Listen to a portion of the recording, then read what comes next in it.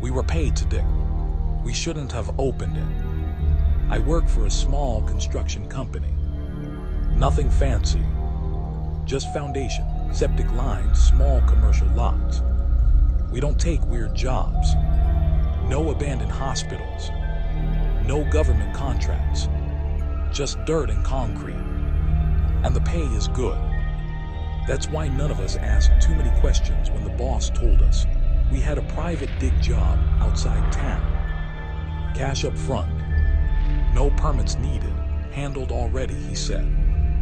It was about 40 minutes out, past where cell service fades into one lonely bar, and the radio turns to static. No houses nearby. Just dead trees and a stretch of land that looked like it had been forgotten. The client wasn't there. Just a wooden stake in the ground with spray paint around it, marking a square. Dig here. 10 feet minimum. That was it. We started at 7:30 a.m. The dirt was wrong. Not hard. Not rocky. Just dry. Like it hadn't seen moisture in centuries.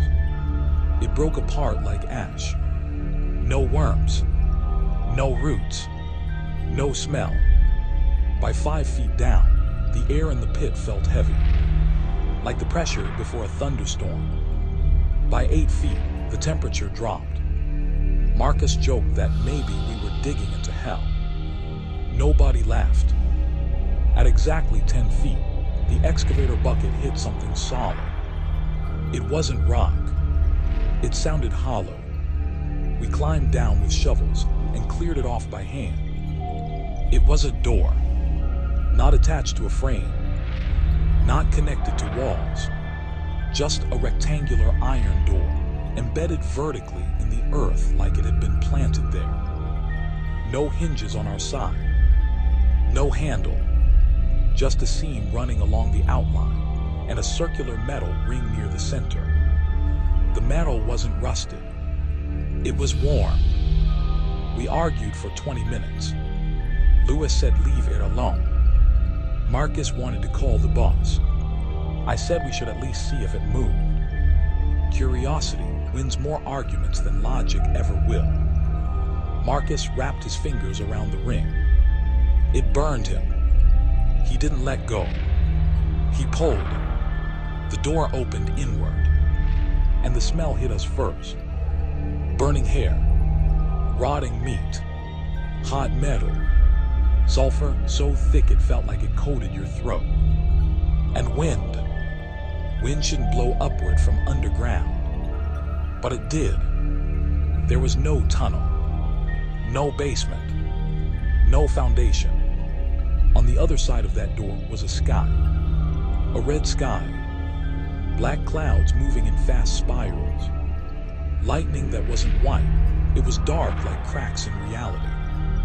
Below it stretched a landscape of cracked stone and rivers of something glowing orange. Not lava. Too thick. Too alive. And in the distance, movement.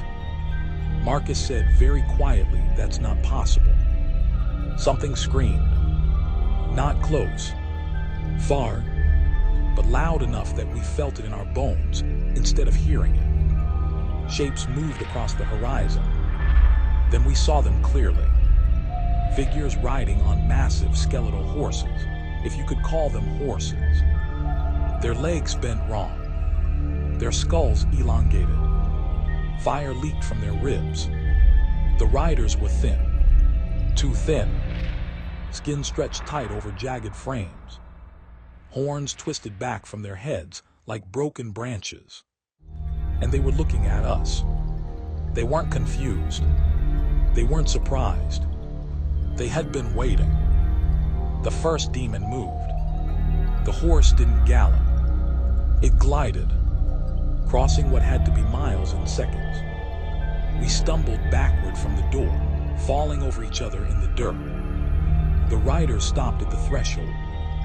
It leaned down slowly, peering up through the doorway like we were ants looking into a furnace.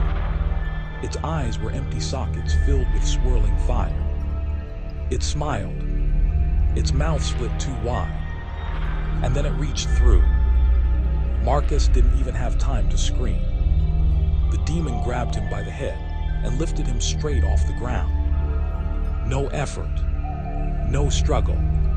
His body convulsed midair. His skin began to blister. He didn't burn.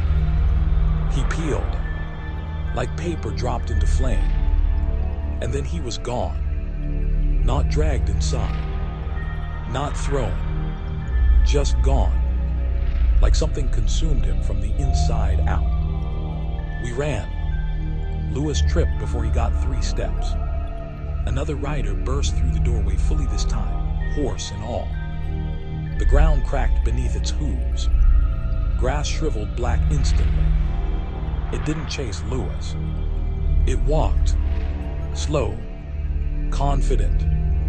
Lewis crawled, sobbing, promising God anything. The horse lowered its skull and exhaled. Lewis aged. I don't know how else to explain it. His hair turned white. Skin sagged. Eyes sank into his skull. He withered into something ancient and dry in seconds. Then he collapsed into dust. The door began to widen. It wasn't just a doorway anymore.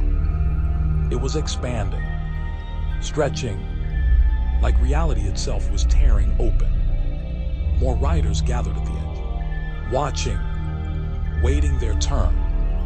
One of them dismounted. It walked on 2 legs. Its feet left burns in the dirt. It stepped into our world fully.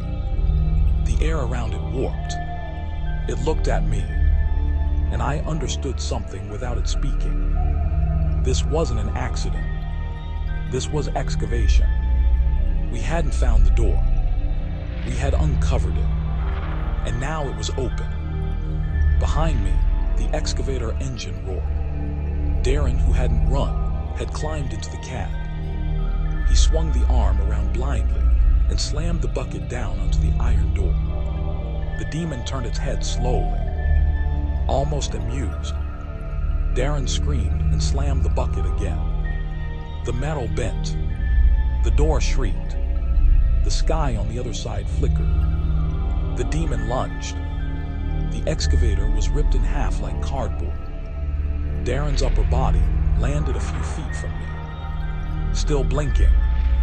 Still alive for just a second too long. Then something unseen pulled the rest of him backward, through nothing. Through air. Into the widening tier. I was the last one standing. The demons didn't rush me. They watched, like predators savoring the last animal in a cage.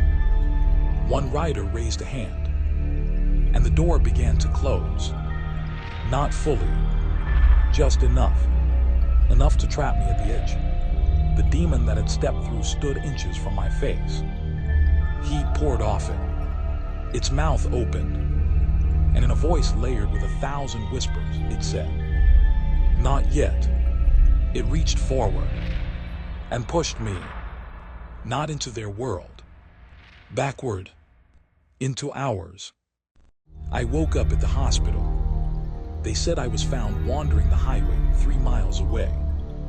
Alone. No construction equipment. No hole.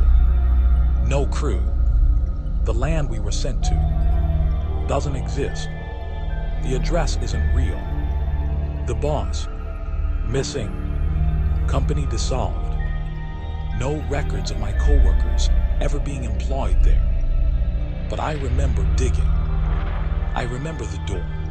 And sometimes at night, I hear hooves. Not outside. Beneath the floor. Slow. Circling. Waiting for someone to dig again.